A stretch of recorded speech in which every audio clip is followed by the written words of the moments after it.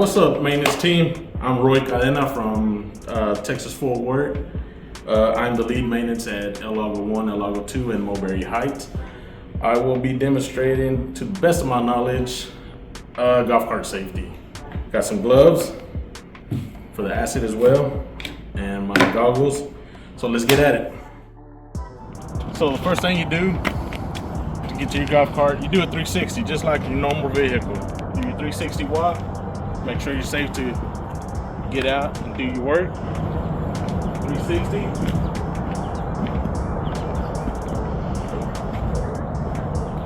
Look at the distance between your cars. Get your cone. Put it up so you won't run over it. And then you start checking your batteries.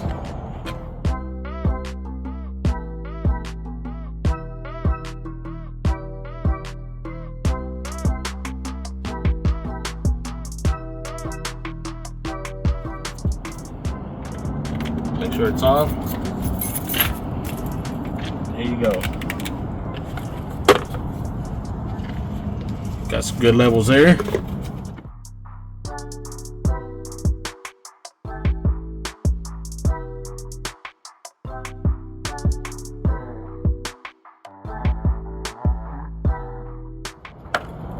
Good levels there. Now take in mind, these batteries use distilled water. Only use distilled water.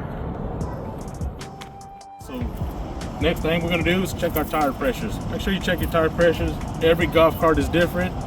So look on your tire and it'll tell you exactly what the pressure of the tires gotta be.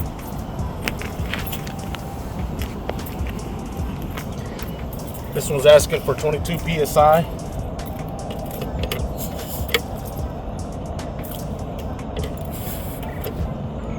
And we got 22 PSI.